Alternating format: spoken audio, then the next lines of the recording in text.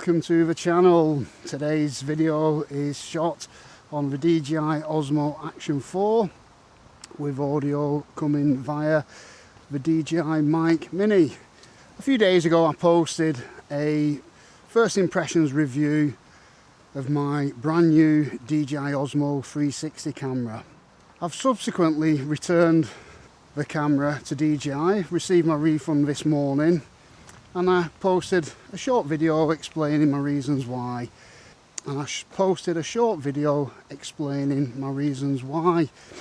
And I've been thinking about pulling down the original review because I felt it was a little bit disingenuous. Looking back at it, I was very positive about the camera and sang its praises, and I was really pleased with it, and I didn't want to give anyone the wrong impression and to maybe encourage people to make a purchase that they may possibly regret at a later date. It also got me thinking about YouTube in general and integrity, and we're all suckers at times for the latest tech and the latest gadget, and I was well and truly suckered in to the 360 craze. I was convinced I didn't just want it, I desperately needed that camera. I'd convinced myself that it was going to be the perfect fit for what I'm doing at the moment on YouTube and on my other social media platforms. And when it arrived, I couldn't wait to get it out of the box and get out film with it. And my first review, I'll be honest now, it was extremely biased. And I'd purchased that camera with my own money. So I was very conscious then of watching other people's reviews on products. Now, I'd made the purchase and I'd bought the camera, so I take full responsibility for that. I wasn't pressured into it by anyone else. I'm a big boy and I'm able to make my own decisions. And my initial review was probably biased because I didn't want to admit that I'd made a mistake and maybe purchased something that I hadn't fully researched. I hadn't really looked into the pros and cons of the device, and I was initially looking at the device with rose-tinted glasses on. Pretty much all of the early reviews of the product were either paid reviews from creators who have collaborations or established collaborations with DJI, or from creators who have been sent the product for free.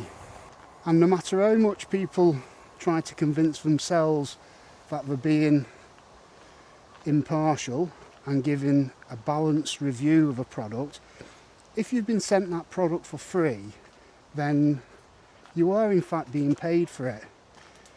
You know, you may not be getting cash in your bank account, but 400 quid worth of camera is a pretty hefty chunk of money. And for people who are looking to build online platforms and to make a bit of a career out of YouTube and reviewing tech, then it's important that they don't burn bridges with manufacturers and companies. So it's unlikely they're going to be overly negative. And a lot of the reviews, they would point out some of the weaknesses in the camera, but they'd very quickly brush over it, and they would be overly positive about the specs, and therefore, in my opinion, they weren't giving a true review. A lot of the creators I've followed for quite some time, and I initially started following them because I valued their advice. And the people I follow tend to be people who gave good solid advice, are entertaining, and I can kind of trust them. And that trust has really been broken a little bit lately, and I know it's been gone on for quite some time. I don't like using the term shill or shill tuber. That's the word that gets bounded around quite a lot.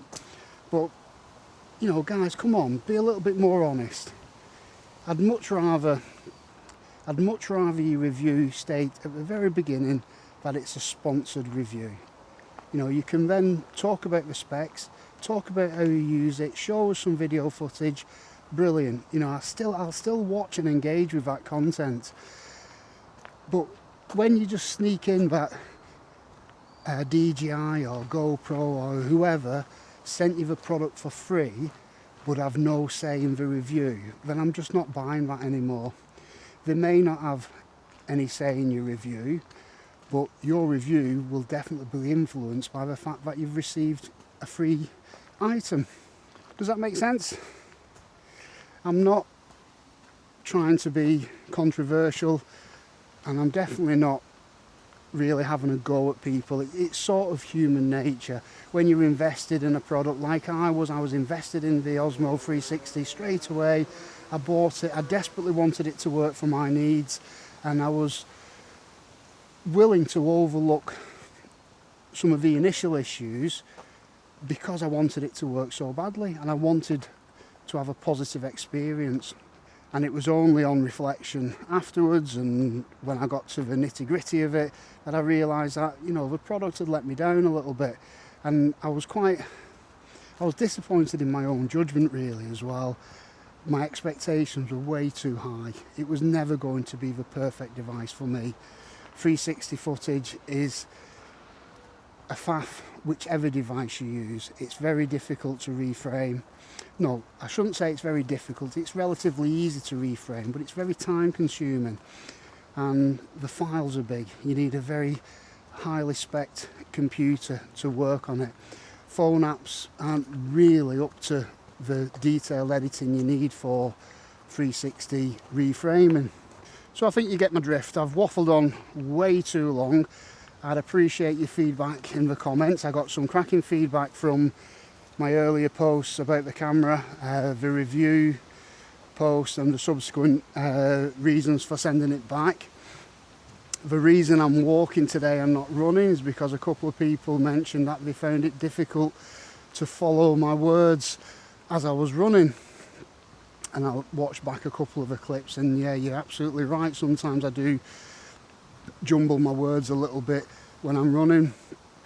The reason I do those types of vlog posts is I do find it quite therapeutic running, and it helps me get my words in order. I'm struggling a little bit now because I'm walking and my words aren't really flowing. I don't follow a script. I'm just trying to speak as I see or as I feel, and sometimes when I'm running I do make mistakes and I kind of mumble through it a little bit. So for now I'll leave it there. I'm going to crack on with my run. My name's Paul, and that was Paul Runs Daily.